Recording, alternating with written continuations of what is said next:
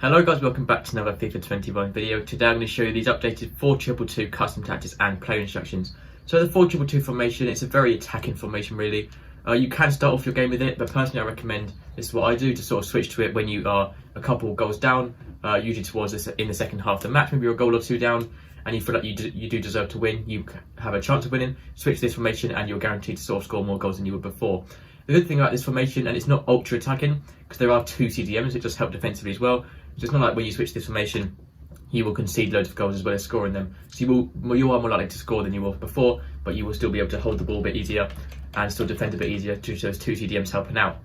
For the custom tactics, I recommend using defensive style as balanced. I never really like changing this too much. You can use constant pressure if you want your team to be constantly pressuring, which can actually work really well when you're using it very attackingly, but it can drain a lot of player energy. So sometimes I do just use balance, especially at the end of the game. Your players have barely any energy anyway. The width is 5, just to keep it pretty much standard really. Depth is 8. The reason for 8 depth is a very attacking formation. You want your team to be high up the pitch, and obviously 8 depth, anywhere above 7 depth, does create an automatic offside trap, which is really easy to win the ball and much easier to defend with. You can start an attack again once again. If you're not comfortable using 8, you can drop it sort of down to 7 maybe, or even sort of 5 or 6 if you feel like you have to, but that is fine, don't worry about that. The defensive style is fast build up. Obviously it's pretty much the quickest way to start a counter attack, and the quickest way to get the ball up the pitch and to start an attack going quickly. The width is on 7, just to really push your wide players out. The left cam and right cam are the widest players in this formation attackingly, so you want them to be really pushed out, sort of making the most of the width on the pitch, and it's easier to attack like that. Players in box are on 6, just to get a few more players into the box than with 5, but that doesn't make too much difference. Corners is on 3, and then free kicks is on 1. For the player instructions, you want both your strikers to be on stay central, so staying in the centre of the pitch in line with the goal. This really helps attacking as well.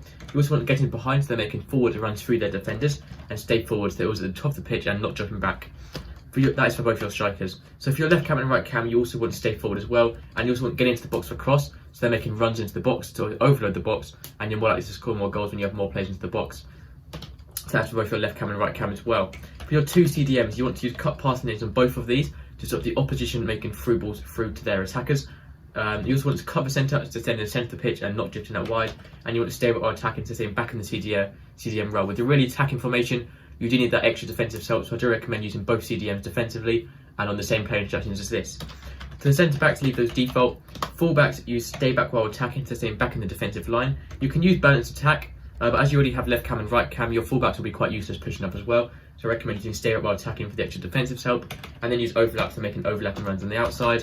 And then lastly, for your goalkeeper, use comes to crosses and sweeper keeper. Comes to crosses is so useful this year, so your keepers come for the line a bit more in defending corners and crosses, and sweeper keepers, so your keepers sort of challenging loose balls and through balls into your box from your opponents. So that's everything for this video. If you have any questions or need help, let me know in the comments and I'll reply as quickly as possible. Thank you for watching, make sure to subscribe, and I'll see you next time. Goodbye.